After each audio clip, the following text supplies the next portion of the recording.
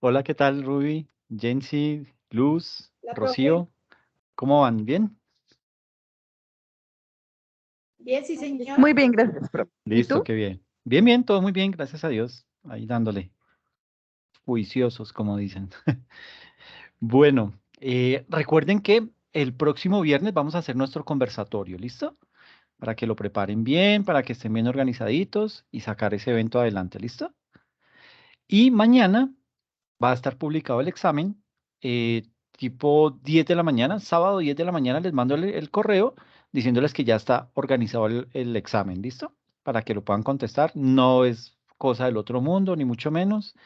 eh, y pues digamos que es como para que tengan el tiempo suficiente para que lo puedan evaluar. Va a estar habilitado solamente hasta el domingo.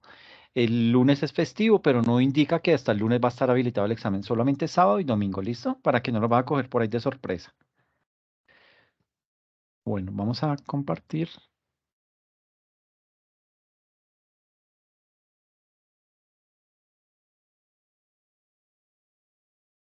No puede ser, fue a hablar del examen y ya se me fue una. Bueno, vamos a hablar hoy de una temática que es bien importante y es el impacto de los impuestos que tienen todo lo que es la economía del país. Y lo vamos a ver con una trazabilidad histórica. Es decir, digamos que vamos a verlo como más o menos los últimos 20 años, con el propósito de, no, un poco más, como 30 años, con el propósito de mirar cómo ha ido evolucionando, porque así uno no lo crea, el tema tributario en Colombia ha venido evolucionando. A paso de tortuga, con más males que cosas buenas y todo ese tipo de cosas, es cierto, pero ha venido evolucionando. Eh, y digamos que se pueden hacer muchísimas más cosas, ¿sí? Y esto me da pie para invitarlos, la siguiente sesión que vamos a tener, vamos a hablar acerca de propuestas que se ha hecho para reformar el estatuto tributario y vamos a hablar acerca de la visión que tiene el Banco Mundial sobre la parte tributaria de Colombia. Es una charla bien interesante porque ¿qué es lo que pasa con con estas entidades multilaterales? Que ellos, digamos que como están haciendo un estudio sobre un país, pues como que hacen unas recomendaciones ahí un poquitico light, un poquitico livianas, y digamos que vamos a coger ese informe y vamos a extraer lo más importante y lo vamos a discutir acá con el propósito de tener un concepto bastante claro de eso. ¿Listo? Entonces, esta temática la hemos llamado tributación en Colombia, reformas, evasión y equidad. ¿Listo? Partiendo de eso, la sesión está, digamos que, estructurada de la siguiente manera. Vamos a ver lo que ha sido la evolución de esa estructura tributaria en Colombia desde el año 1985 hasta el 2020. ¿Listo? Y vamos a empezar a mirar, digamos que lo vamos a ver desde diferentes realidades. Vamos a verlo desde el objetivo que tiene una reforma tributaria de tratar de estabilizar las finanzas públicas. Vamos a verlo desde la óptica de la sustitución de impuestos externos por internos y vamos a ver si se cumplen principios de equidad, neutralidad, simplicidad. ¿Qué otro principio? Competitividad. Y básicamente ver si en realidad esas reformas tributarias han logrado financiar estrategias públicas, es decir, estrategias orientadas a temas de derechos sociales, a mejorar temas de seguridad, a mejorar y ampliar temas de infraestructura. Entonces, básicamente para poder alcanzar esos objetivos, las reformas han utilizado distintos mecanismos con unos impactos sobre el monto recaudado, con unos impactos sobre la evasión, porque también vuelvo y digo, eh, digamos que cuando uno se vuelve muy crítico de de las temáticas que se manejan, ¿por qué? Porque de pronto uno se da cuenta que ahí hay corrupción, que no quieren hacer las cosas de la mejor manera porque pareciera que no les conviene. Entonces como que uno se vuelve crítico y lo ve de una manera muy cruda y como que le parece que nada funciona, como que nada evoluciona, pero sí ha habido algunos avances frente al tema, ¿ok? Entonces, digamos que sí ha habido unos impactos en el recaudo, ha habido impactos en temas de combatir la evasión y ha habido impactos en temas de la distribución del ingreso. Entonces, básicamente, aquí pues se distinguen tres periodos específicos. Eh, el primer periodo va del año 1985 a 1994. Esa se llama la década de reformas económicas y la nueva constitución del 91. Digamos que en este periodo, en este primer periodo, se llevaron a cabo grandes reformas, ¿sí? ¿Qué pasó ahí? Hubo digamos que fue cuando se dio el inicio a la apertura comercial del país. Uno, yo creo que se hizo, y me perdonan la palabra, pero creo que fue algo chambonamente que se hizo una apertura sin medir las cosas, una apertura que golpeó al campo y desde ese momento el campo no ha podido ser lo que era antes, no se ha podido recuperar y digamos que ha venido empeorando, ¿ok? Y también, pues obviamente el impacto que trajo la Constitución del 91 que lo vimos la sesión pasada. Entonces, básicamente, esa apertura económica buscó, digamos que su propósito era el de sustituir impuestos a la actividad externa por unos impuestos internos. Y por otra parte, la constitución política, ya sabemos, presionó el gasto social y otros sectores públicos al alza. ¿Ok? Viene un segundo periodo que se denomina, bueno, que está entre 1995 y 2004, se denomina el periodo de ajuste a la nueva institucionalidad, seguida por años de crisis económica nacional. Eh, en esa época puntual del 95 al 2004, se realizaron los ajustes necesarios para poder cumplir con el mandato constitucional, ceñirnos a lo que decía la constitución política, con un alto costo de inversión. Y por allá en el año de 1999, que cae en este rango de edad, en este rango de tiempo que estamos analizando, fue cuando Colombia enfrentó la peor crisis económica contemporánea. eh, y entre el año 2000 y 2003 se efectuaron tres reformas tributarias para poder estabilizar las finanzas públicas. Ahora, esta crisis fue bien dura, la del 99, fue la crisis del UPAC, en donde muchas personas perdieron sus viviendas, ¿ok? Se disparó ese UPAC, los intereses se llegaron al techo y las personas, pues muchas decidieron más bien dejar perder esa vivienda, irse a seguir pagando arriendo y digamos que sacrificar esa comodidad. Mm, imagínese que, y aquí digamos que a nosotros nos han enseñado siempre, pues a mí se me hace que eso es bueno, pero mire que tiene su sentido.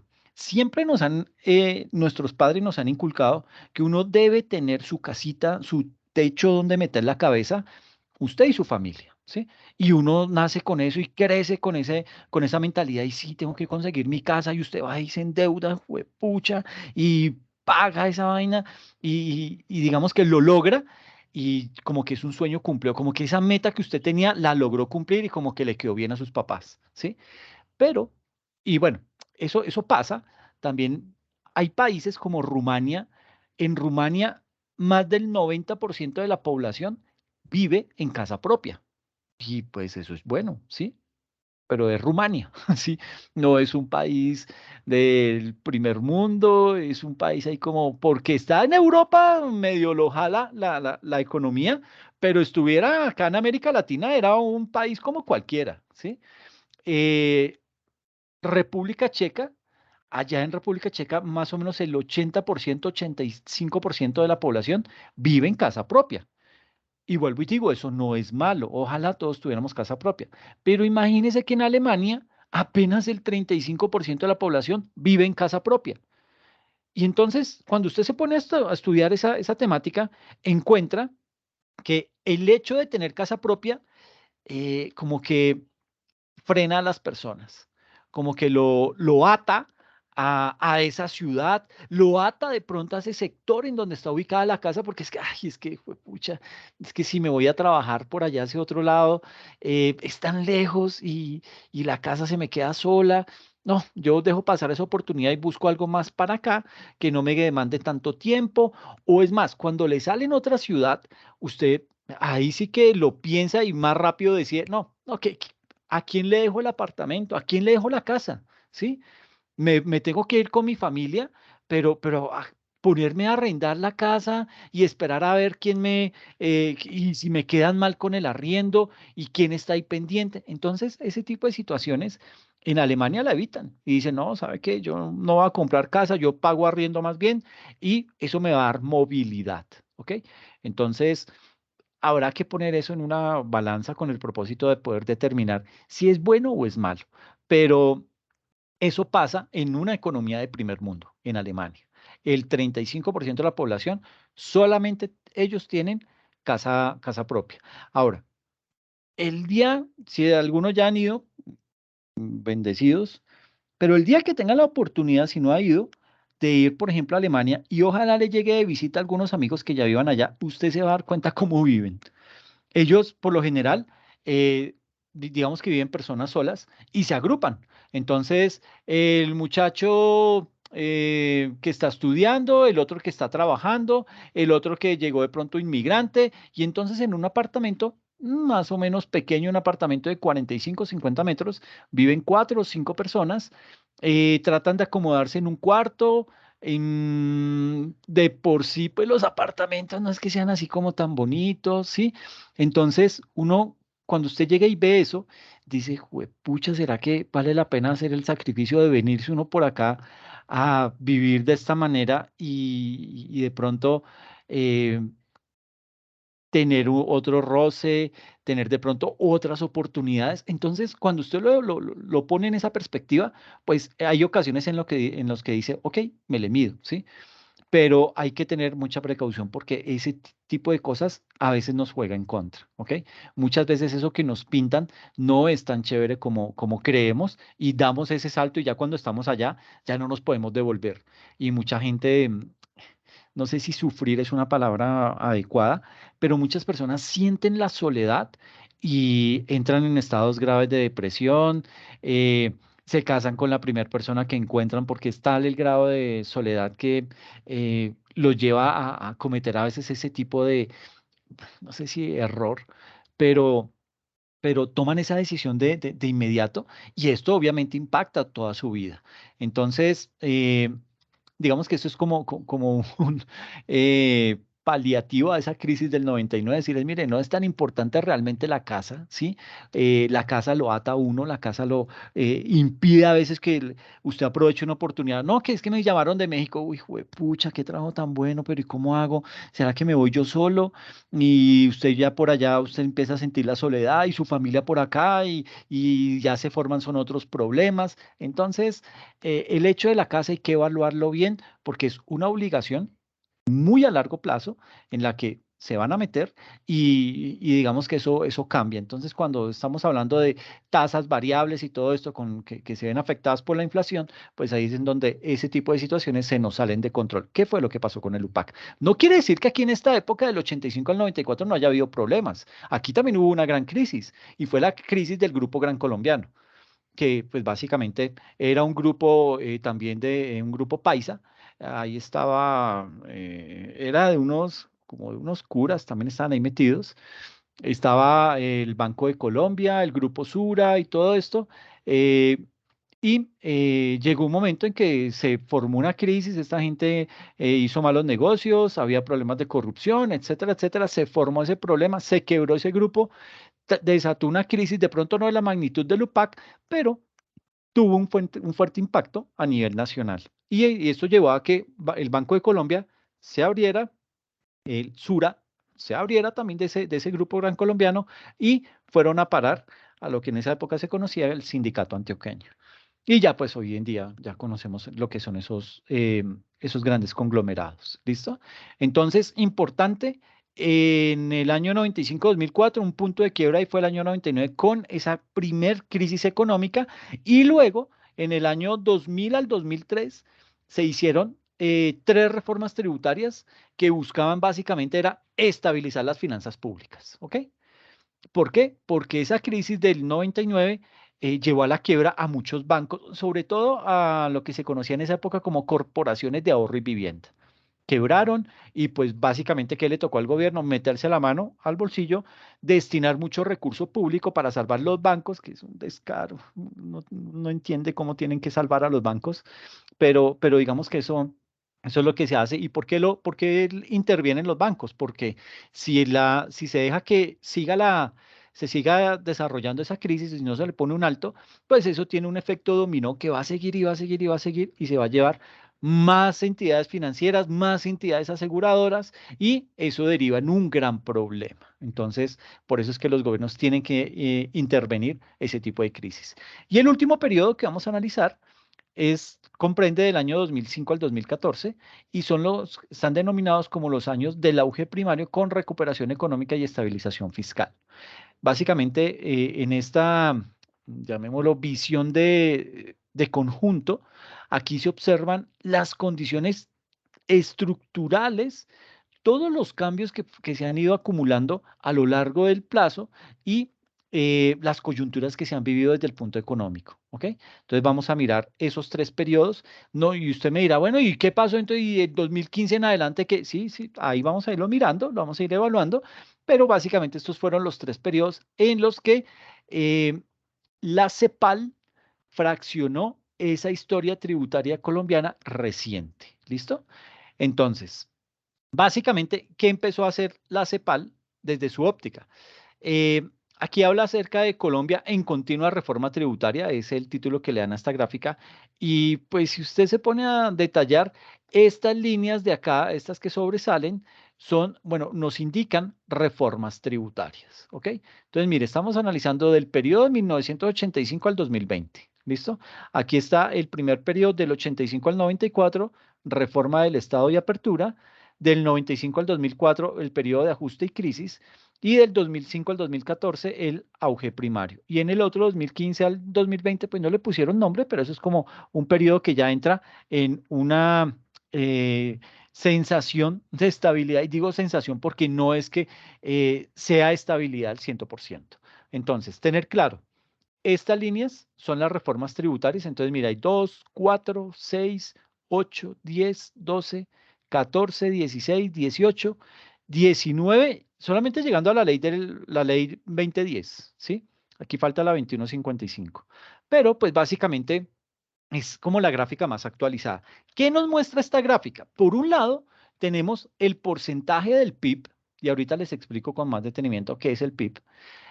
Y por el otro lado tenemos el recaudo per cápita en millones de pesos constantes. ¿Alguien recuerda lo que es eso de per cápita?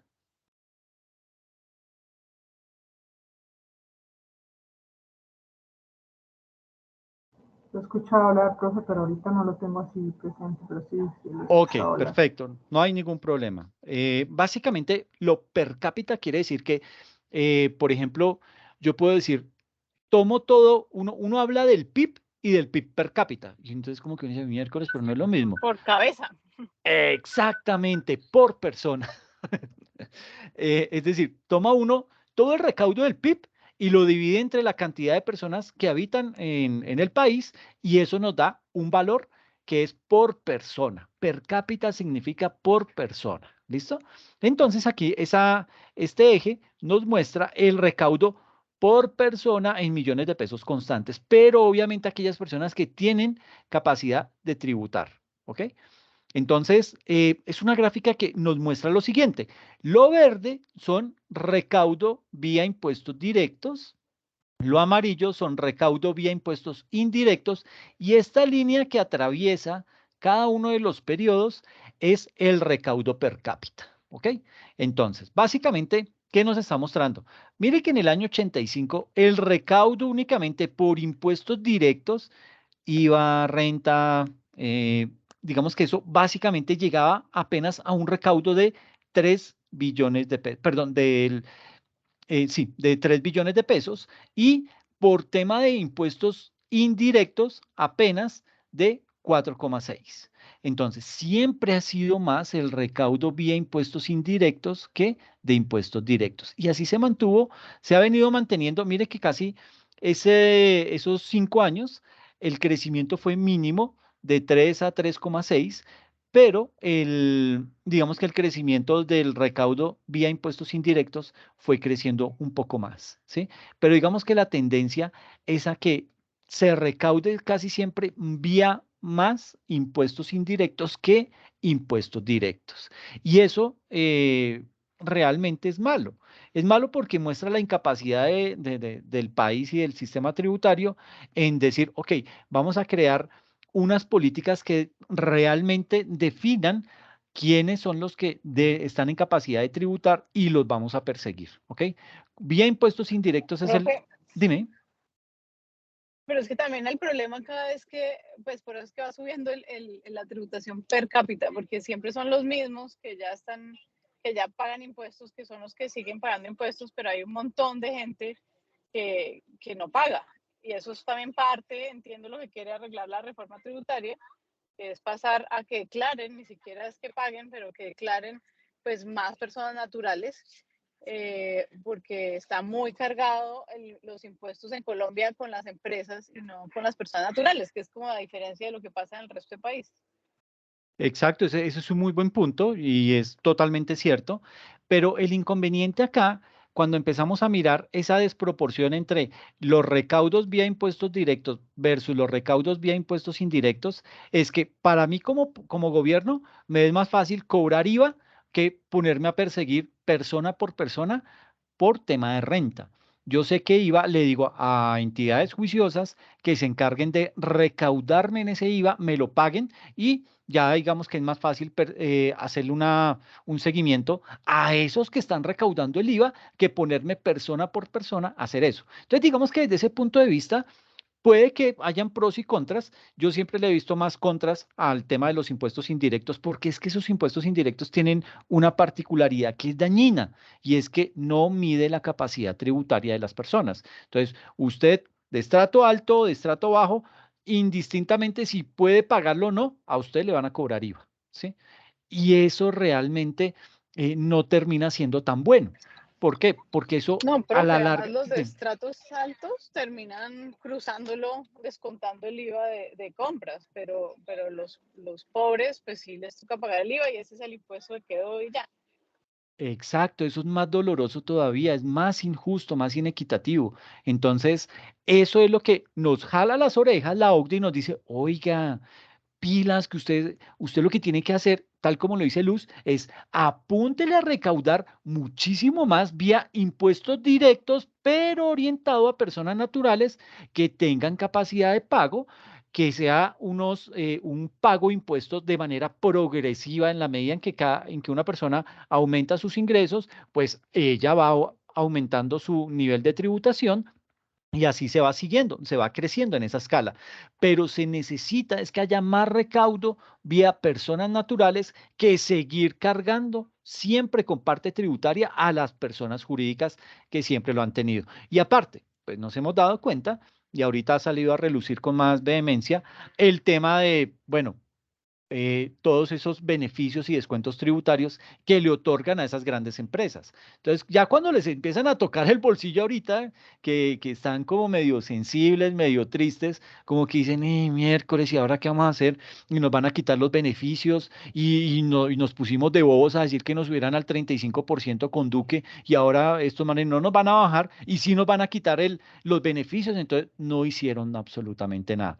¿Cuál sí es el problema? Y siempre me van a escuchar decir esto, es que no hay progresividad en el pago, en la tarifa para personas jurídicas. Ese es un gran problema, porque usted no puede poner a pagar la misma tarifa a una micro o a una pequeña empresa de la misma manera en que lo está haciendo una gran empresa.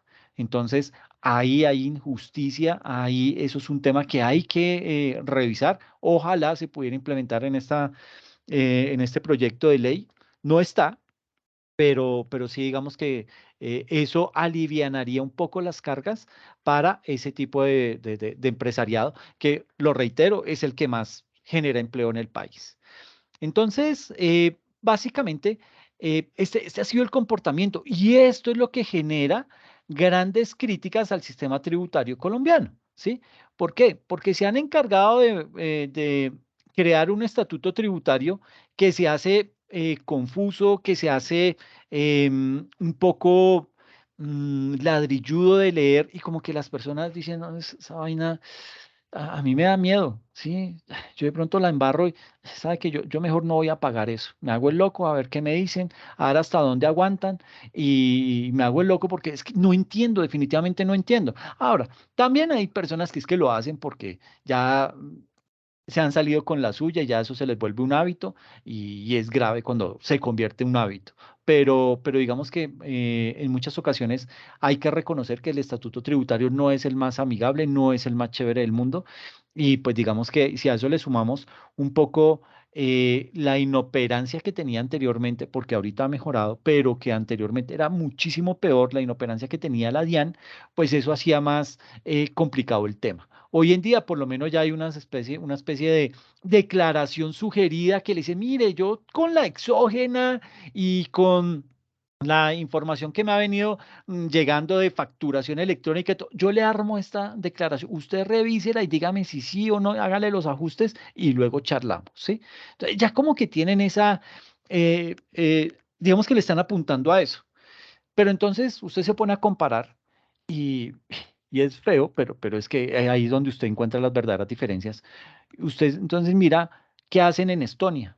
Y usted mira, ¿y qué es Estonia? ¿En dónde queda Estonia? Queda por allá pegado en la parte norte, cerca a Finlandia, Noruega, y cerca, eso era comunidad, unos de esas repúblicas socialistas soviéticas, se separaron, y entonces se separó Estonia, Lituania y Letonia, y Estonia, pues ha sido el país que más ha progresado de esa tripleta que antes eran socialistas. Ahora entonces Estonia se volvió muy capitalista y ha logrado eh, crecer pero de una forma muy dinámica. ¿Qué es dinámica?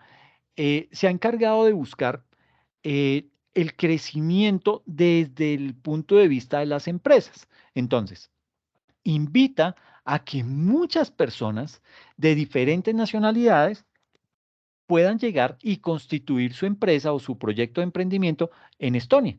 Entonces, usted llega a Estonia, crea su empresa y aparte que la crea como en media hora, con todos los juguetes, ya le queda lista y usted ya tiene cómo mostrar que es un empresario en Estonia. Eh, Tiene una serie de incentivos para proyectos de emprendimiento, les da cursos de capacitación, les da capital semilla, una serie de cosas que pues es bastante bueno porque usted lo que necesita en ese momento es un respaldo y el gobierno de Estonia se lo da. Y aparte, cuando usted tiene que pagar el impuesto, le llega, usted lo puede hacer en 15 minutos y lo puede hacer vía móvil, es decir, lo tienen todo muy bien estructurado y eso qué denota que son unas leyes, primero, claras, unas leyes sencillas y fáciles de comprender, sin tanta cosa por debajo, que simplemente a mí lo que me da la sensación es que cuando el estatuto tributario es así de grueso y así de confuso, lo que hace es que permite que haya otro tipo de interpretación de la norma para que aquellos que sí tienen el músculo para poder pagar todo un bufete de abogados tributaristas le saquen el mejor provecho a eso, porque ellos sí van a encontrar las brechas en la ley y van a pegarse de eso y es lo que conocemos como la famosa elusión.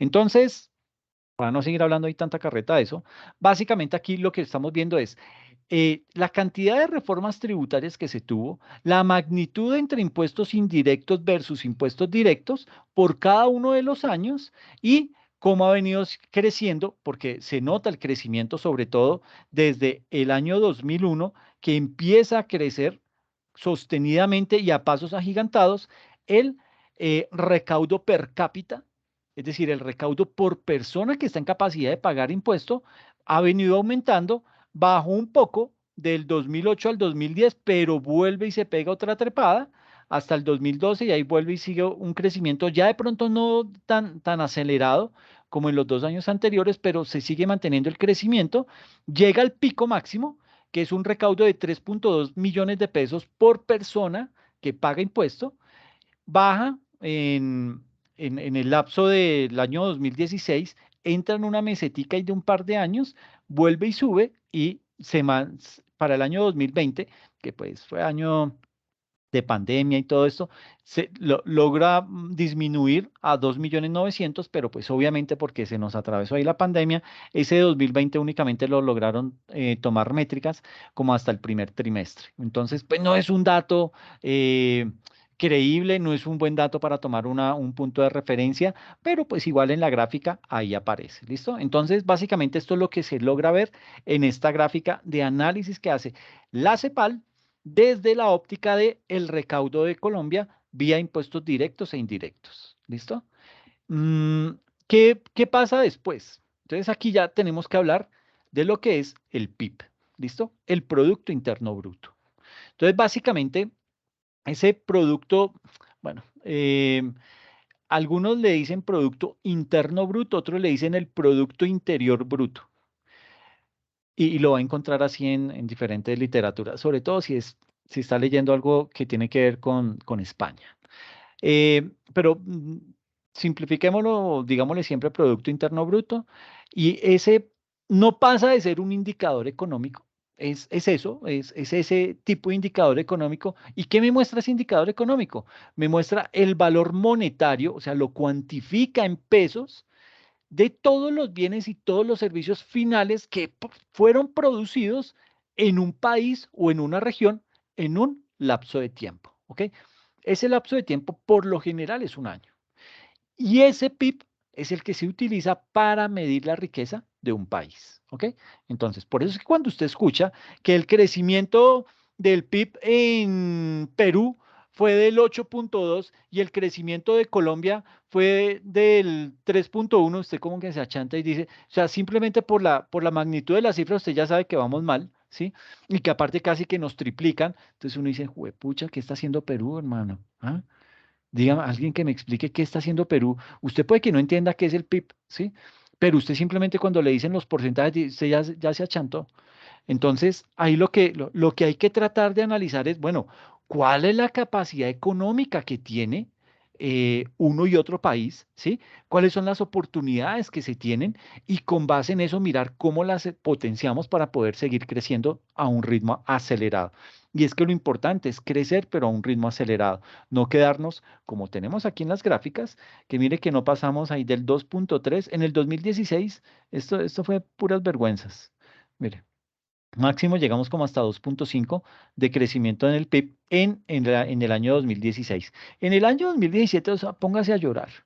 1% de crecimiento, 1.5 y volvimos y bajamos al 1.3. O sea, este año fue terriblemente para Colombia. El 2018 empieza ahí con el 1.6, logra crecer al 2, se mantiene en el 2 y así siguió, terminó el año en el 2, todo el 2018. Ya en el 2019 tiene un repunte, crece al 3,5%, se baja de pronto al 2.8, ¿sí? Y ya obviamente la pandemia, que mire que es la que nos descuadra siempre todos los datos, y con base en esto, pues es muy difícil hacer un análisis porque ese fue un año, bueno, 2020 y 2021 casi que para el país fueron 2 años perdidos, aunque en el 2021, si usted logra determinar, mire el crecimiento que se tuvo en el primer trimestre, obviamente una reactivación económica con todas las de la ley y empieza a normalizarse ese crecimiento, ¿ok? Empieza a decrecer y llega un punto en que en el año 2022, en el primer trimestre, perdón, se logra determinar un crecimiento del 8,5. ¿M? Esto es bueno, ¿sí? Este crecimiento partiendo, mire que arrancó el 2021 con un crecimiento del PIB, obviamente veníamos de unas cifras negativas, mire casi rondando el 17-18% en el segundo trimestre del 2020, medio se recupera y sube como al menos 12%, luego sigue subiendo y logra finalizar el 2020 con un decrecimiento del más o menos del 0,5 y luego ya empieza la reactivación en el 2021 con un crecimiento del 0,9, llega casi que hasta un 15-16%, unas cifras pues bastante prometedoras, que después se va estabilizando la situación, ¿no? Entonces comienza a bajar más o menos a un 13%, luego llega a un 11% y finaliza o arranca el primer trimestre del 2022 con un porcentaje del 8.5%. Básicamente, ese PIB mide, ya lo había dicho, lo que es la producción total de bienes y de servicios de un país y digamos que eso hace, digamos que el solo hecho de tratar de medir toda la producción de bienes y servicios de un país, pues eso no es nada fácil, eso no es que al director de DANE le llega toda la información, él simplemente corre eso en un software especializado y le da, mire, el crecimiento del PIB, pues esto. No, hay que hacer demasiados cálculos, hay que, y esto es típico de los gobiernos no son bobos, ¿sí? Ellos no van a decir a quedar mal y tratar de mostrar que no está creciendo Colombia, que en su gobierno el país le fue mal, ellos van a tratar siempre de decir, no, mire, mire que sí crecimos, mire que sí hicimos, y eso está bien, pero en ese afán de mostrar que las cosas están yendo bien, se maquillan las cifras, ¿ok? Entonces, si a un sector le fue mal, entonces como que no lo contemplemos, saquémoslo de ahí, miremos los que sí nos fue chévere y con base en ese tratemos de calcular el PIB para que las cifras mejoren y empiezan a hacer una serie de maquillaje con ese propósito, ¿ok? Entonces, para este tema del PIB, tenemos que conocer todos los bienes y todos los servicios finales que ha producido el país y sumarlos. Es decir, la producción, qué sé yo, de manzanas, la producción de leche, la producción de libros, ¿sí? Si fuéramos un país súper industrializado, entonces la producción de barcos, ¿sí? La producción de aviones de guerra, ¿sí? La producción de máquinas y todos esos bienes que se hayan producido en el país, hasta los servicios de un taxista, ¿sí? De un dentista, de un abogado, de un contador, de un profesor, entre muchos otros. Todos esos ingresos se suman y eso es lo que nos va a dar lo que es el PIB. El PIB más o menos para el 2022 oscila entre 1.250 y 1.300 billones de pesos. ¿Ok? Y hay algunos datos que no incluyen simplemente, no se incluyen simplemente dentro de ese cálculo que se hace del PIB, porque no se pueden contabilizar ni se pueden conocer. Por ejemplo, los bienes de autoconsumo o la llamada economía informal. Son datos que no son confiables, son difíciles de calcular. Entonces, como que optan por decir, no nos metamos con la economía informal porque eh, mm, de pronto nos distorsiona la información.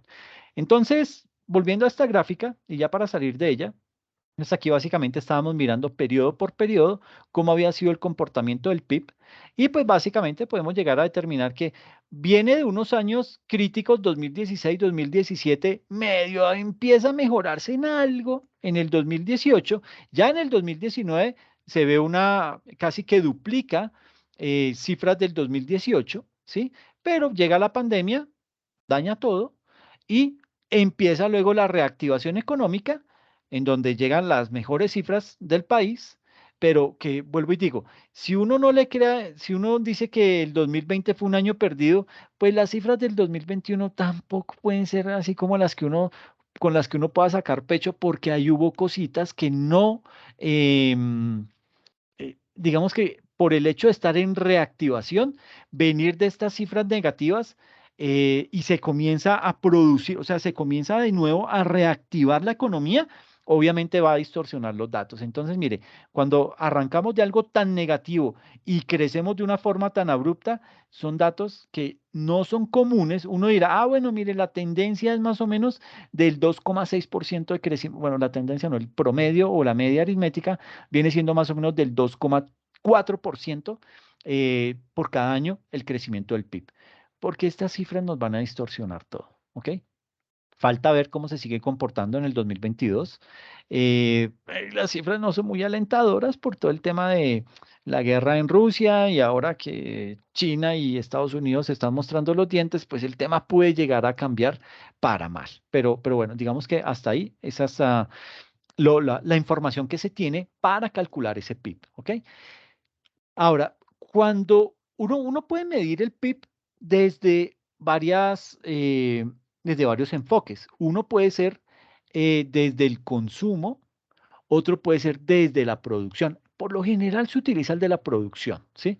Entonces, en este primer trimestre, acá, ay, perdón, en este primer trimestre del 2022, el PIB digamos que creció en un 8,5% respecto al mismo periodo de 2021. Entonces uno compara el primer trimestre del 2021, un 0,9, y un crecimiento del PIB en el primer semestre del 2022, porque es que esto se mide por periodo. O sea, yo no puedo entrar a medir el primer trimestre del 2022 con el anterior, que fue el cuarto trimestre del 2021. ¿Por qué? Porque es que aquí se contempla eh, los picos en la economía. Entonces aquí diciembre, entonces la gente viaja, la gente tiene más efectivo, entonces puede comprar más cosas. Entonces digamos que uno no hace ese tipo de cálculos. Lo que se hace, se compara es el mismo periodo de tiempo, por ejemplo, el primer trimestre del 2022 contra el primer trimestre del 2021, el segundo trimestre del 2021 contra el segundo trimestre del 2020, ¿sí? Y ahí empieza a hacer los análisis. ¿Por qué? Porque la economía maneja ese tipo de picos. Cada periodo tiene sus alzas y sus bajas. Entonces hay que tratar de medirlo de la misma manera. ¿Listo?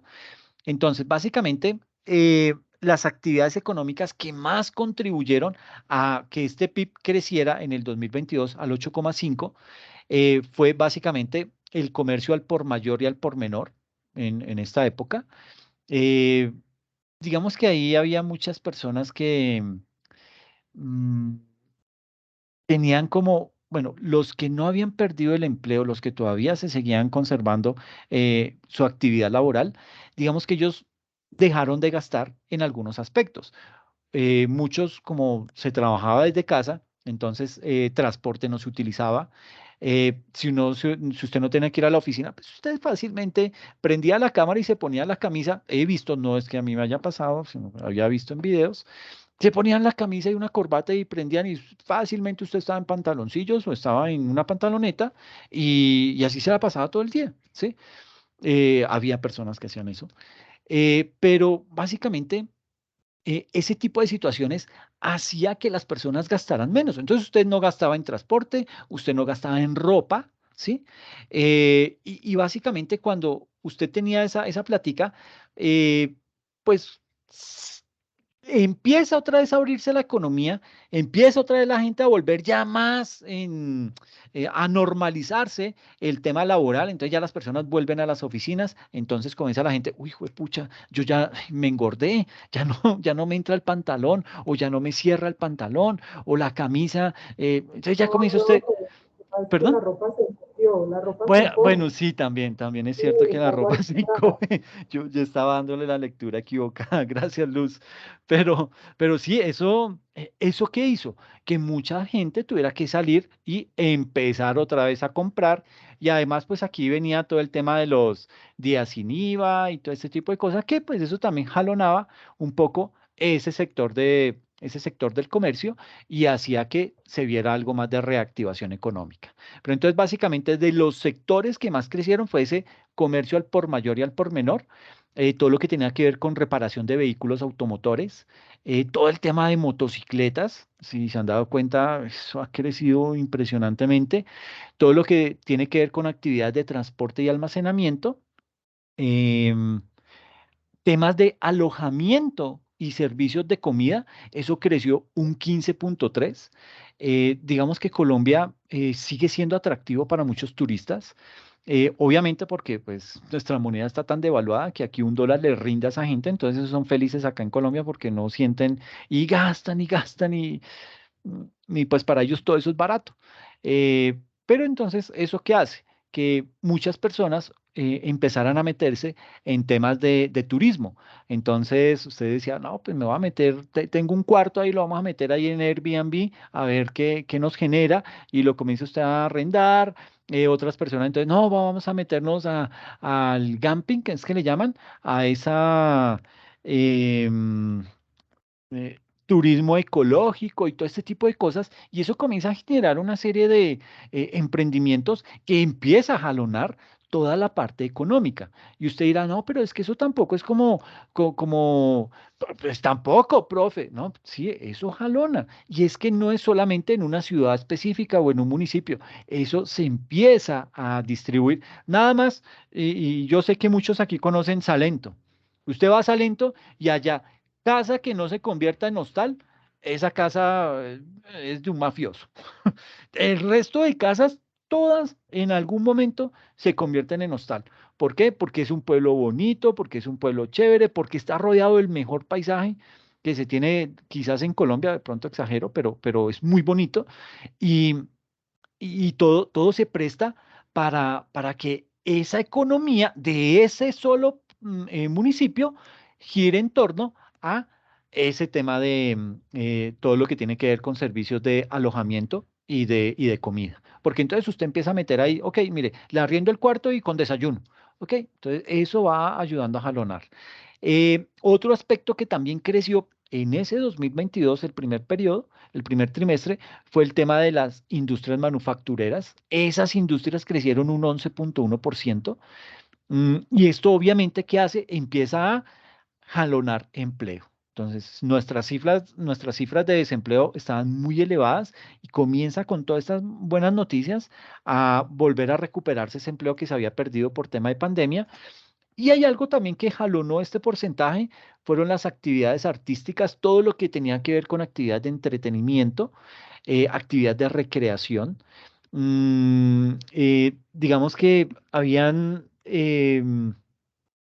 digamos que ese tipo de actividades artísticas de entretenimiento y de recreación, todo eso tuvo un crecimiento de casi el 35,7%.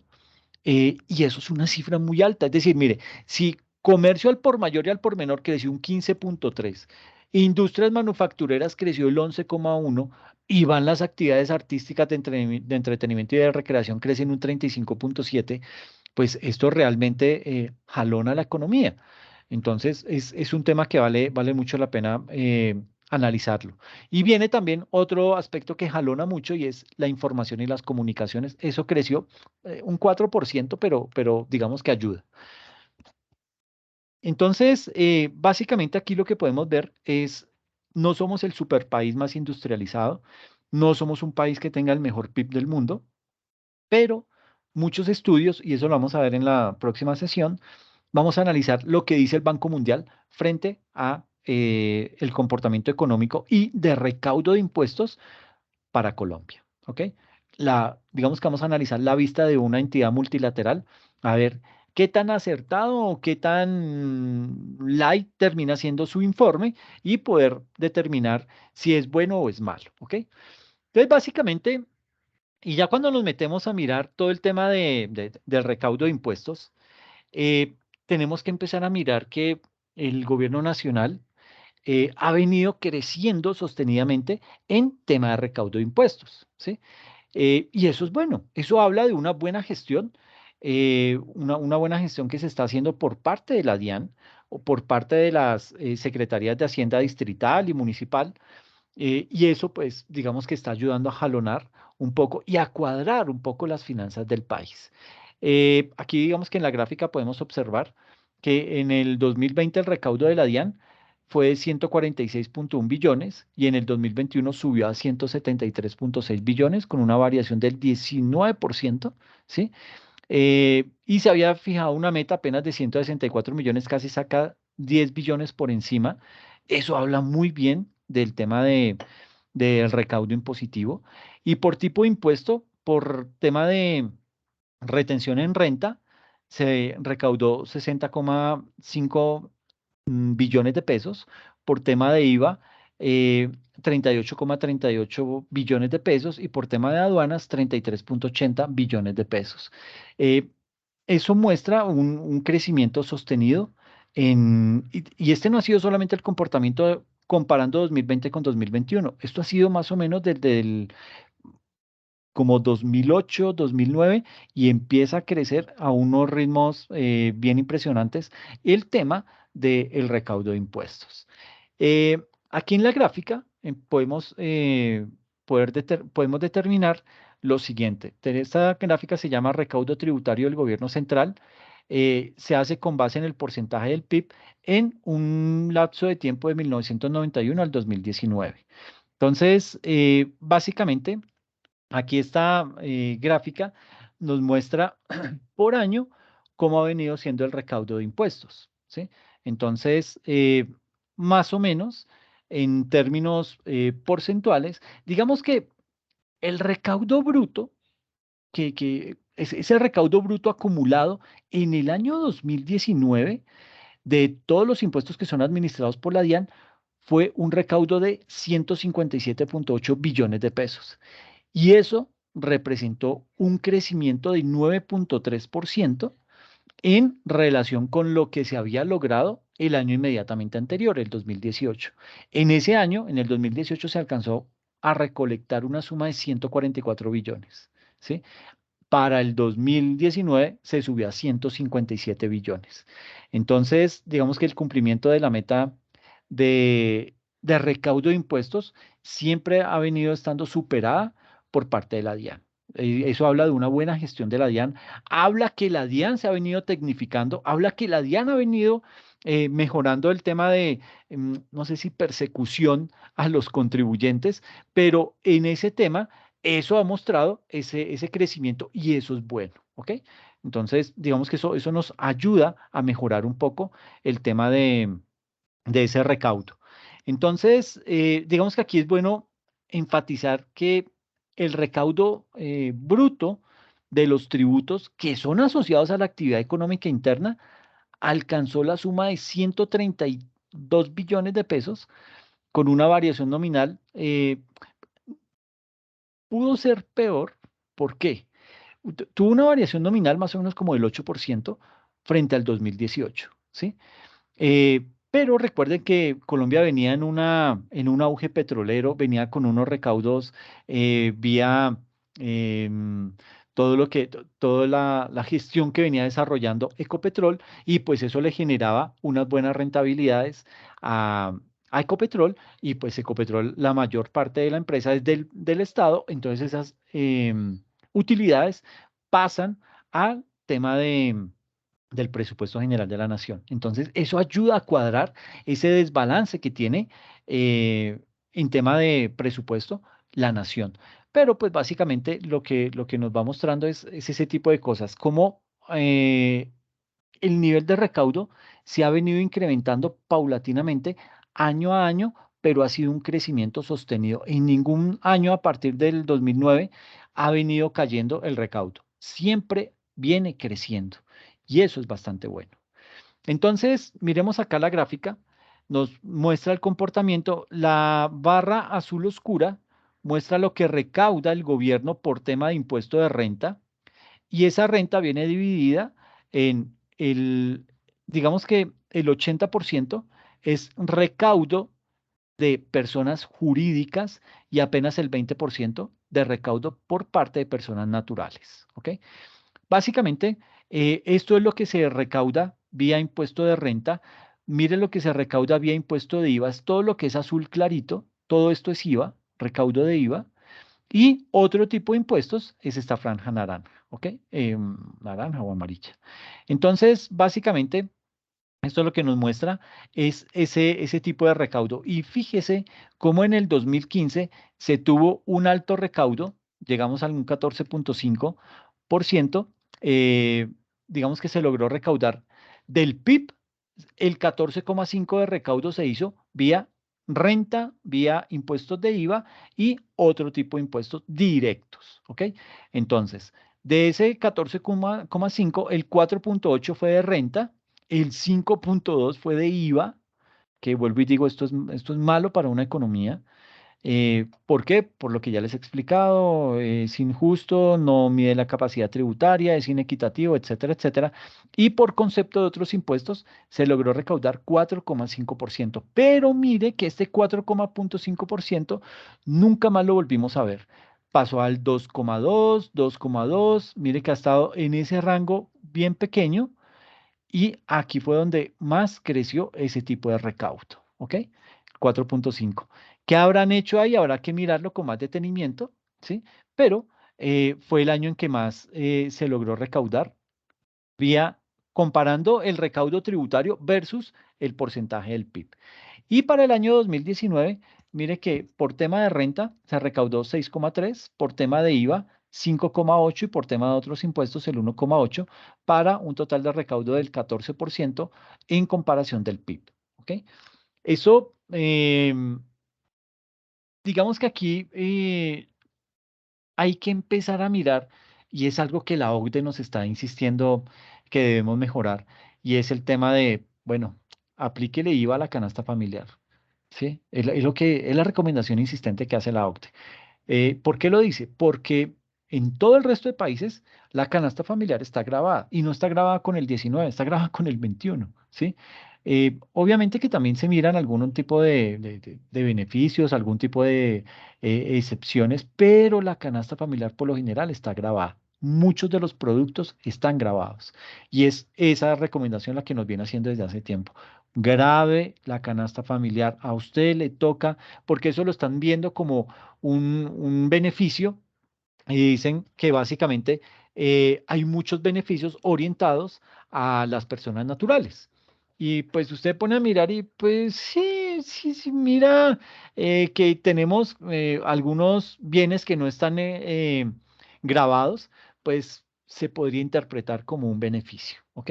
Que eso apareció en el informe que hizo la comisión que se encargó de estudiar los beneficios tributarios. Y uno de esos beneficios fue el IVA hacia las personas naturales, que si bien es cierto, es algo bien grande, o sea, que tengamos un porcentaje del PIB que le pegue digamos que el recaudo de IVA que tenga una injerencia casi que del 6% frente al PIB es un buen rango, más si lo comparamos con que por renta se está recaudando apenas un 6,3%, es decir, la diferencia es apenas de un 0,5. Entonces, no es muy amplio y debería ser más el recaudo por renta y más el recaudo por renta específicamente con personas naturales, porque esta desproporción sigue siendo amplia. 80% personas jurídicas, 20% personas naturales. ¿Ok? Son aspectos que habrá que determinar y habrá que mirar con más detenimiento, pero esto es lo que nos está doliendo más en tema tributario. Ahora. Mm, digamos que el recaudo tributario, y tomando de nuevo como base o como parámetro el PIB en comparación con otros países de América Latina y el Caribe, eh, y viéndolo con promedios regionales, con corte a 2020, muestra que pues, Colombia no es que esté muy bien ubicado. ¿Por qué? Porque la recaudación tributaria, o sea, midiéndola con base en el porcentaje del PIB, de Colombia en el año 2020. Si recuerdan esa gráfica, en el 2020, mire cómo estábamos, ¿sí? Eh, totalmente negativo. Entonces, pues digamos que tratar de medirnos en ese momento, pues de pronto no es lo más chévere, pero hay que seguir haciendo el ejercicio para poder determinar con el paso del tiempo qué tanto fue el daño que causó la pandemia a nivel de la economía. ¿Ok? Entonces, básicamente esa recaudación que en tema tributario y comparado contra el PIB en el año 2020 estuvo por debajo del promedio de América Latina y el Caribe. Todos los países estábamos en pandemia en ese momento, pero el promedio de recaudo de tributación en América Latina fue del 22%, ¿sí? Y el de Colombia apenas llegó al 18,7%. Le ganamos ahí como arañándonos con Bahamas, ¿sí? Sí, yo no entiendo, casi siempre le ganamos a México. Eh, no sé si eso es mal de muchos, consuelo de tontos, dicen por ahí, pero digamos que pues sí, es una economía fuerte, pero casi siempre le ganamos por poquito, pero está ahí debajo, o sea, hasta en temas de corrupción. Pero bueno, Perú también es otro país que tiene una buena economía, pero apenas en ese 2020 logró crecer un 15,2. Panamá, Paraguay, República Dominicana, Guatemala, pues estos ya son otros países un poquito. Bueno, Panamá goza de un buen nivel económico, pero nos empezamos a quedar atrás de Ecuador, de Chile, de Antigua y Barbuda, Santa Lucía, Trinidad y Tobago, Guyana. sea, esto es para llorar. El Salvador, ¿sí? Y no sigamos mirando para arriba porque vamos a encontrarnos con un Uruguay que creció un 26,6%, con una Argentina que con todo de inflación y como está desordenado, creció a un 29,4% su recaudo y Brasil a un 31,6%. Y usted me dirá, ¿por qué Cuba recauda tanto? Pues allá los apretan más, tiene el mayor control la dictadura y pues digamos que desde ese punto de vista puede hacer un mejor recaudo. Obviamente, pues por razones obvias, pues Venezuela no aparece acá, no reporta esa información, temas que no le conviene, pero pues digamos que es válido. Frente al tema de la OCDE, o sea, mirándonos el crecimiento de Colombia comparado con el de la OCDE, está con el promedio de América Latina y el Caribe, estamos por debajo de ese promedio. Pero entonces busquemos consuelo con todos estos países que están por debajo del promedio de América Latina y el Caribe. ¿Ok? Y si nos comparamos con el promedio de recaudo de países que pertenecen a la OCDE, el promedio de ellos a nivel de recaudo fue el 33,5%. ¿Sí? Entonces, básicamente, Colombia en un año de pandemia,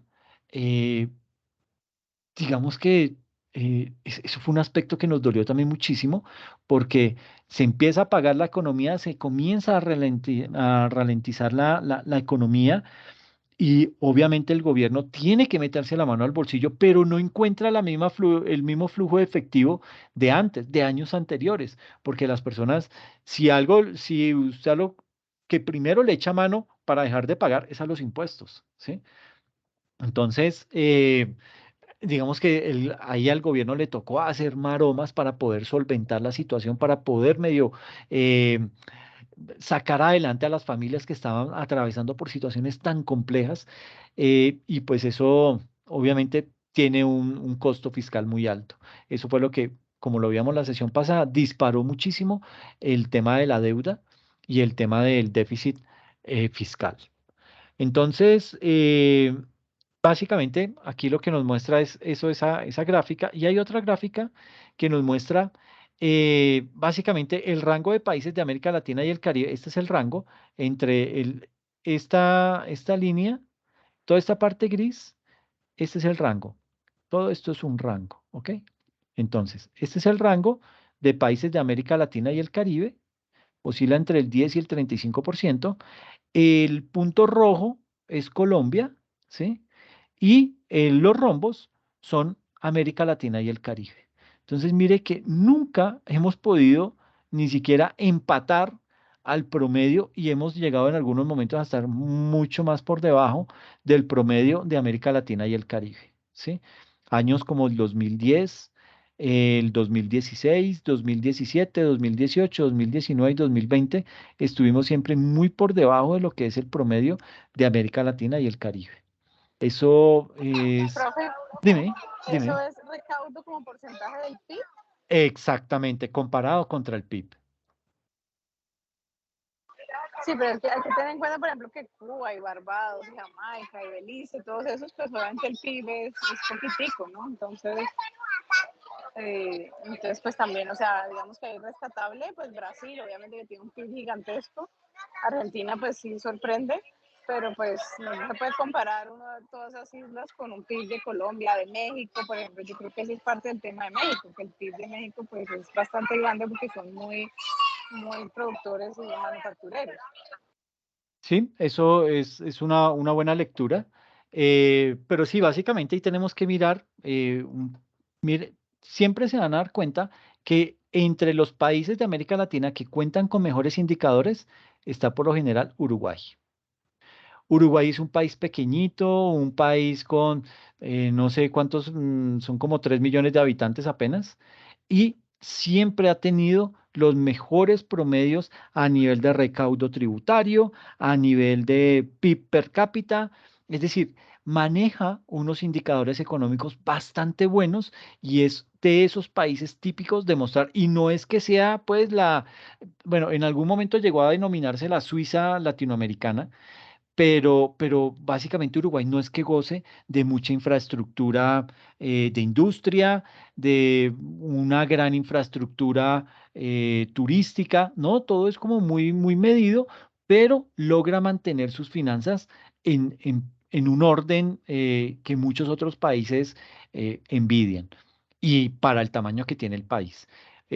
Cuba, pues sí, es bastante acertado lo que dices, y Barbados, pero ya uno empieza a mirar aquí un Brasil, una Argentina, que tienen músculo para poder ser y para poder liderar dentro de la región, y pues aquí vemos que lo están consiguiendo. Con todo y eso, pues uno dice, de pronto ahí para analizar Argentina, con toda la crítica y los malos gobiernos que ha tenido digamos que en estos últimos 5 periodos gubernamentales, con todo y eso, la gente sigue pagando, sigue teniendo esa cultura tributaria, a sabiendas que la economía no está bien, que la moneda, que en cualquier momento pueden entrar otra vez en recesión, que casi que se les ha vuelto cultura, y ellos ya qué hacen. Mucha de esa gente, su dinero lo saca del país, ¿sí? Precisamente porque ya les ha pasado, que el gobierno no les permite sacar, no les permite disponer del dinero, y entonces ellos ya, como lección aprendida es, "Ah, aquí no podemos tener mucha plata, toca sacarla del país para tener el dinero seguro y en cualquier momento más bien traemos y aquí lo invertimos, pero no podemos tener acá el dinero". Entonces, digamos que a sabiendas de todos esos problemas que tiene al interior Argentina como tal, su cultura tributaria sigue siendo buena. Mire, un recaudo casi del 30%, casi que nos dobla a nosotros como país. Un 18% contra un 30%, pues no está nada mal. Y vuelvo y digo, bueno, Brasil también es otro tema, pero es que Brasil tiene muy buen músculo industrial, tiene muy buen músculo a nivel de petróleo, ¿sí? Y además en temas de investigación y desarrollo, Brasil va a la vanguardia. Digamos que Brasil pareciera que fuera un país europeo y no latinoamericano, por ese nivel de desarrollo que ha logrado obtener, ¿sí? Entonces, digamos que estos son como gráficas que nos muestran, que nos dan una radiografía cruda de lo que es el país, ¿sí? Eh, Mire, digamos que entre ese rango, por ejemplo, en el año 2006, el rango que existía entre los países de América Latina oscilaba entre un 11% del PIB, del PIB de cada país, y un 44% de ese PIB, y apenas nosotros lográbamos como un 17% de recaudo, ¿sí? Aunque el promedio pues no estaba tan distante de lo que teníamos en Colombia, pero, pero digamos que la brecha es muy amplia a nivel de rangos. Ahí se nota muchísimo la diferencia. Luego tiende de pronto un poquito a estrecharse, y ya a partir del 2019, gracias a la pandemia, pues esto cae.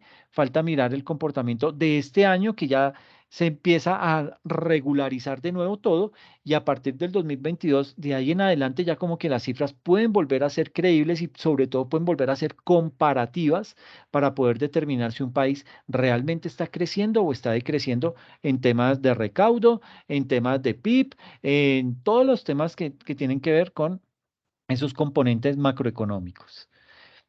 Luego de esto viene lo que es la estructura tributaria comparada con los promedios regionales. ¿Eso a qué hace énfasis? Pues básicamente, digamos que la estructura tributaria se refiere específicamente a esa proporción de cada categoría de ingresos tributarios que recibe un país sobre el total de ingresos tributarios. Entonces, aquí tenemos el azul oscuro, es el impuesto sobre la renta de personas físicas, le llaman estas personas naturales. El azul más clarito es el impuesto sobre la renta de sociedades, es decir, renta a personas jurídicas. El naranja es las cotizaciones a la seguridad social. El amarillo es impuesto sobre la propiedad. Este verde oscuro son otros impuestos sobre bienes y servicios. El verde más clarito es impuesto es el IVA. Y este color que no sé qué es, como un verde, otro verde, otros impuestos, ¿ok? Entonces, Verde oliva. ¿cómo, perdona? Que verde oliva, por no decir otra cosa. Ah, exacto. Exacto. Dejémoslo en verde oliva. Entonces, aquí estamos mirando Colombia con el promedio de América Latina y el Caribe y con el promedio de la OCDE. Entonces, mire cómo en impuesto de renta de personas naturales, Colombia recauda un 7%. A nivel del promedio de América Latina se recauda un digamos que se recauda ahí un 10% de personas naturales y a nivel de OCDE se está recaudando un 23%, ¿sí? Y ahí usted dirá, bueno, pero puede que sí esté mal, puede que esté bien, pero ¿contra qué lo comparamos? Pues comparémoslo con el siguiente azul. En el siguiente azul estamos comparando personas naturales versus personas jurídicas. Entonces, estamos cargando a las empresas en un 25% de pago de impuesto de renta a las empresas versus un 7% de personas naturales. Entonces, digamos que hay la desproporción. Profe, Dime. y es que también yo creo que por eso es que el recaudo como porcentaje del PIB y que veíamos en la otra gráfica fue tan bajo, porque es que con pandemia pues las empresas estuvieron muy golpeadas y la economía pues se cerró. Muchas personas naturales seguían recibiendo salarios, pero pues casi no tributan, como se ve ahí, que era lo que yo decía, que está muy recargado en empresas. Entonces también yo creo que eso es parte del problema. Y la cotización a seguridad social, que va de la mano de lo de las personas, digamos que sumando los dos es 17%, ni siquiera alcanzamos lo de el promedio de la OCDE. Sí, pero sí digamos que en ese aspecto, siempre el tema de recaudo por concepto de personas naturales versus personas jurídicas en nuestro país ha estado muy bajo. Y lo veíamos en la gráfica anterior, en donde se decía que a nivel de personas jurídicas están rentando un 80% del recaudo de renta a las personas jurídicas versus un 20% de las personas naturales. Digamos que esto en términos porcentuales en algunos momentos sube, en algunos momentos baja, pero digamos que aquí se tomó la foto con base en el dato en el 2019, en donde pues la economía se podía comparar, todavía era temporada prepandemia, y vuelvo y digo, pues aquí habrá que tomar de nuevo la foto en el 2022 con el propósito de empezar a mirar realmente cuál es el verdadero impacto que se tiene con el nivel de tributación de las personas naturales versus las personas jurídicas. Si hemos podido disminuir esa brecha, ¿por qué? Porque es que se aspira a que en la medida de lo posible las cifras se inviertan, es decir, que personas naturales estén contribuyendo un 80% y personas jurídicas contribuyan un 20% en comparación, por lo menos con la renta. Y esto haría que nuestras finanzas como país se mejoren sustancialmente. Obviamente, pues aquí habrá que tomar muchas más medidas. El tema de mirar solamente las personas que devengan 10 millones de pesos y más, yo creo que ahí hay cositas ocultas. Habrá que revisar con más detenimiento ese proyecto, pero sí creo que ahí hay cosas por mejorar. Y mire el comportamiento.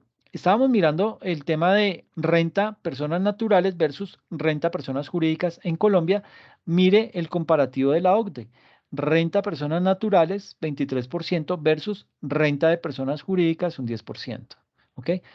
Esa es la brecha que deberíamos tratar de... Nosotros básicamente aquí tenemos es que invertir las cifras. ¿Ok?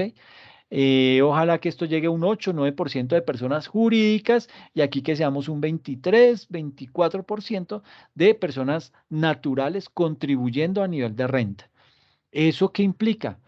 Por un lado, pues que como personas tengamos que meternos la mano al bolsillo, contribuir, pero por el otro va a demandar que por parte de la DIAN tenga que también seguir su proceso de reestructuración, seguir su proceso de modernización tecnológica con el propósito de poder hacerle seguimiento y llevarle la traza exacta a todas las personas que van a empezar a declarar o aquellas que de pronto están evadiendo.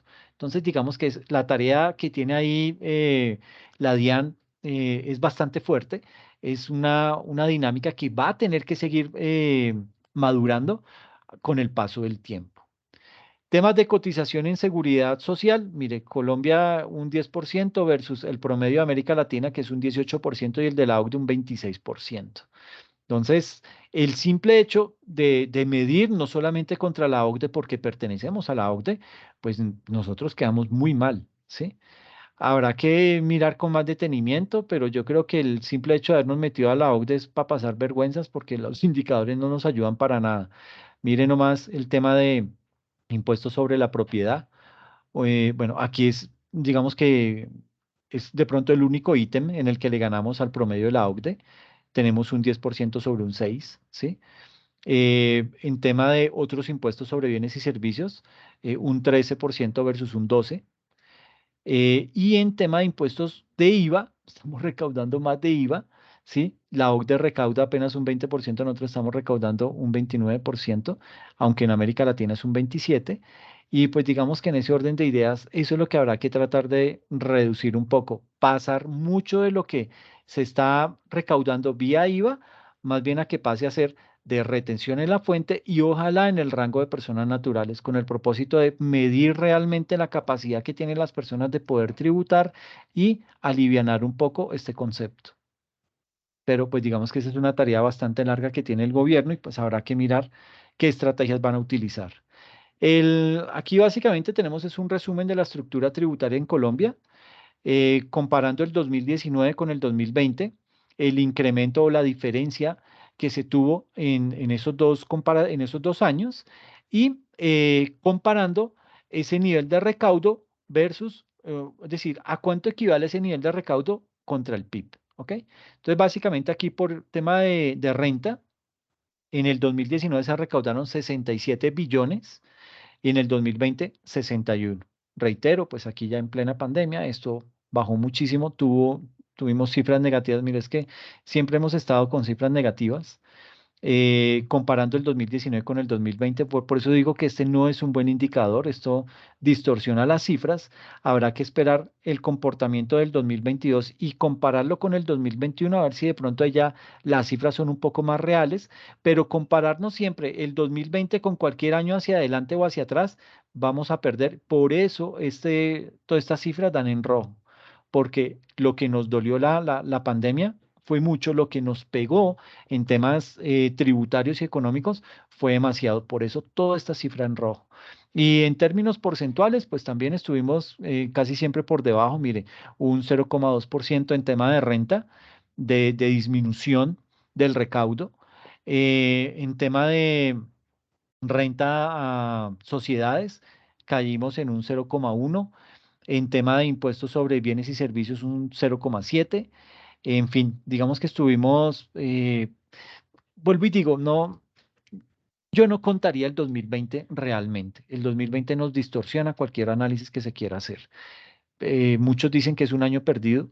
Eh, no sé, de pronto es exagerado decir que es un año perdido, pero sí creo que tratar de hacer análisis con ese año no es mucho lo que se gane. Entonces sí habría más bien que empezar a mirar 2021 hacia adelante y hacia atrás, compararlo contra el 2019 y como que dejar ese hueco del 2020 para poder determinar. Nos sirve para poder hacer análisis sobre el impacto de la pandemia, más nada. El resto siempre vamos a estar perdiendo con el año 2019 y de pronto con el 2021 hacia adelante. Entonces, yo creo que es más lo que daña el dato que lo que ayuda a su interpretación. Entonces, aquí pues básicamente lo que tenemos es que nuestro sistema tributario se divide en dos conceptos, dos tipos de recaudos, vía unos impuestos nacionales que recauda la DIAN y vía unos impuestos, esto ya no se habla de impuestos municipales o departamentales, ya hoy en día se habla de impuestos territoriales, ¿ok? Que básicamente son recaudados por la Secretaría de Hacienda. Estos impuestos nacionales se dividen en directos e indirectos. En directos tenemos el impuesto a la riqueza, la renta, tenemos también todo el tema por el lado de los indirectos, el IVA, y desde los impuestos territoriales, ICA, predial, vehículos, etcétera. Y digamos que esa es como una radiografía macro de lo que es ese sistema tributario en Colombia. Obviamente aquí hay más arandelas, hay más tela que cortar, pero digamos que lo grueso del sistema tributario está así clasificado. Digamos que hablando de lo que son estos impuestos indirectos, estos son los que se cobran específicamente por una transacción. Y el ejemplo más común de este tipo de impuestos viene siendo el IVA. Digamos que cuando el gobierno nacional presenta una reforma tributaria, los cambios en los impuestos tienen unos tiempos distintos. Hay unos impuestos que empiezan a funcionar de una vez y hay otros que tienen que irse hasta el siguiente año. Y en ese mismo sentido, hay que hablar acerca de los cambios que se puedan llegar a hacer frente a impuestos, digamos que todo lo que tiene que ver con renta, pues mirar a ver qué cambios van a implementar vía el proyecto de reforma. Y otro aspecto bien importante es el 4 por mil, el gravamen a los movimientos financieros. Hubo campañas, si ustedes lo recuerdan, eh, personas o candidatos tratando de decir que iban a eliminar el 4 por mil. Miren, nunca lo van a eliminar. Ese impuesto, es más, lo que están tratando es de mirar cómo recaudan más vía ese impuesto, pero no lo van a echar abajo. Así que no le crea a un próximo candidato que le venga a decir que es que van a quitar, va a pelear porque le va a quitar ese 4 por mil, porque eso no se va a dar, por lo menos en un mediano plazo no va a ocurrir. Tiene que Colombia madurar mucho en su recaudo de impuestos directos para poder decir, ok, vamos a contemplar y si acaso no creo que lo elimine, sino que de pronto lo baje del 4 por mil al 2 por mil, pero no creo que lo elimine drásticamente, porque es una platica, buena o mala, mucha o poca, que recauda sin mover un solo dedo. Solamente el sector financiero se lo traslada y listo. Entonces, pues digamos que desde ese punto de vista, ese es el mejor negocio del mundo. Y volviendo a tomar esta gráfica del PIB, digamos que cuando medimos la economía con base en el PIB, digamos que aquí en Colombia digamos que para el año 2021 el PIB estaba en el orden de los 1.177 billones de pesos, ¿sí? Mm, pero imagínense que tenemos un PIB de 1.177 billones y apenas por recaudos estamos aspirando este año tener un recaudo del orden de los 170 billones de pesos. Entonces, mire que es aproximadamente el 10% del PIB, lo que estamos esperando recaudar vía impuestos. Y ese recaudo de impuestos, sobre todo el de renta, está concentrado específicamente en 3.300 grandes contribuyentes y esos 3.300 grandes contribuyentes están aportando casi el 48-50% de los ingresos por ese concepto. Entonces, mire lo sobrecargado que está los grandes contribuyentes, eh, pero pues también habrá que entrar a analizar y poner en una balanza también los beneficios que tienen frente a eso. Y hay que decir frente a esta gráfica que el sistema tributario, que es la principal fuente de ingresos que tiene nuestro país, tiene un retorno efectivo que se debe trasladar ¿a qué? Al funcionamiento del Estado. ¿Por qué? Porque el Estado tiene, digamos que tiene que prestar unos servicios a la ciudadanía, tiene digamos que se ha convertido en un gran empleador el Estado.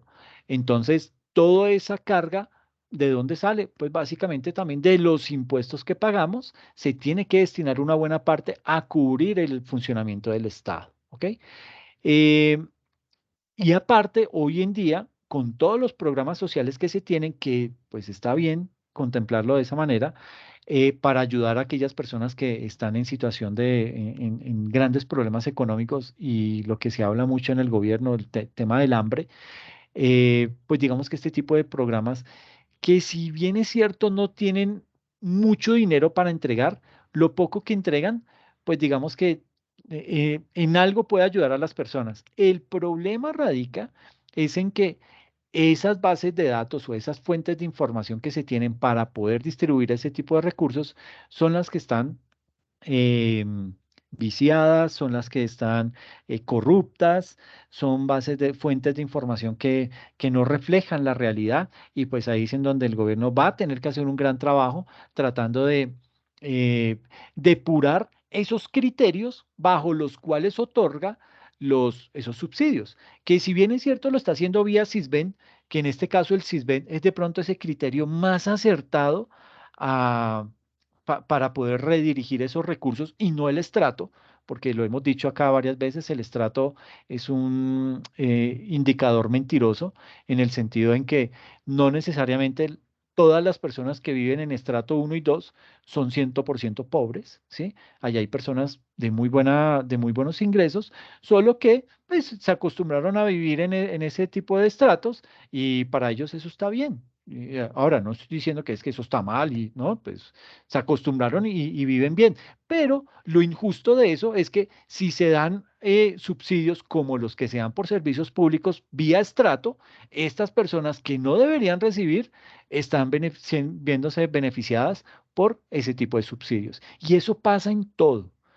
Cuando el gobierno empieza a crear, por ejemplo, subsidios a nivel de educación, enfoquémonos en educación superior. Frente a ese aspecto, ¿qué pasa? ¿Quiénes son los que más aprovechan esos subsidios?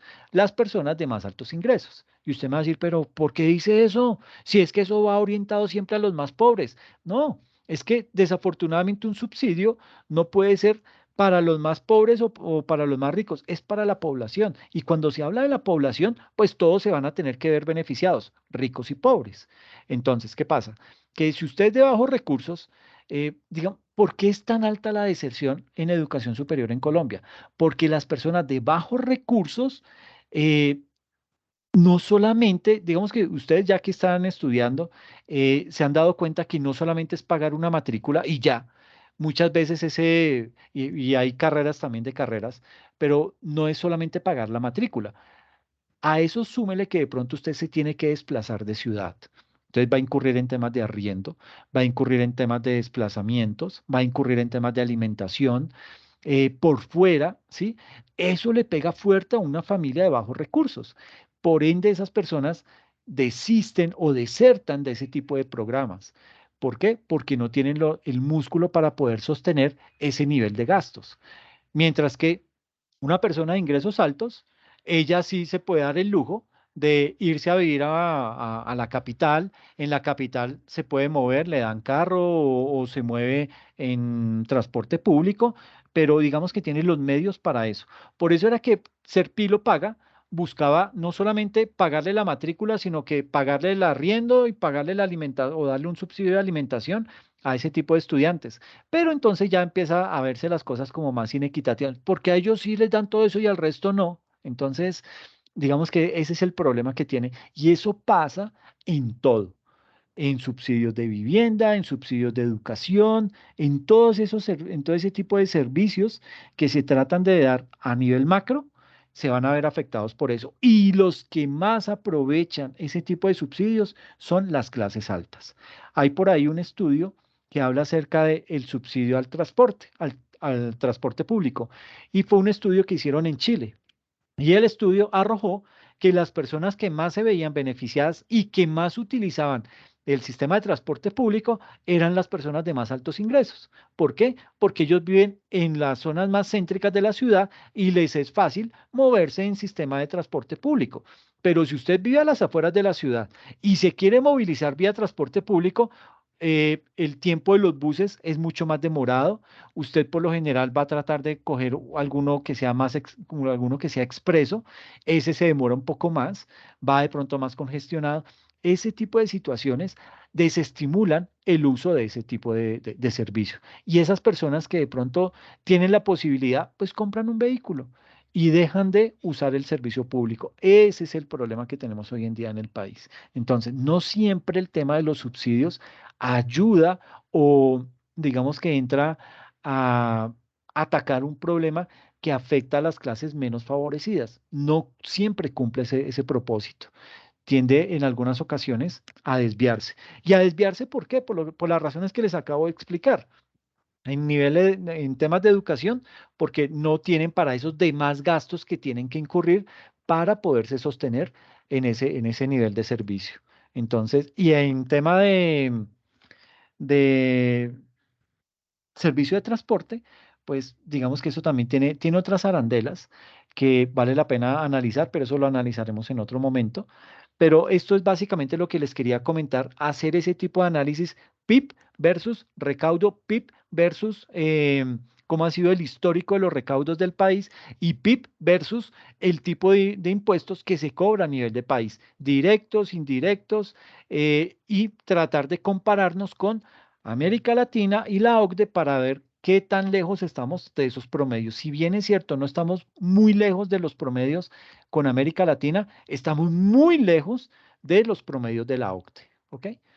Entonces, eso era lo que les quería comentar el día de hoy. La próxima sesión vamos a mirar un poquito más con detenimiento otros indicadores que nos muestran nivel de recaudo. Vamos a mirar aspectos fundamentales de la ley de inversión social, que ya pues no le quedan sino como 4 meses.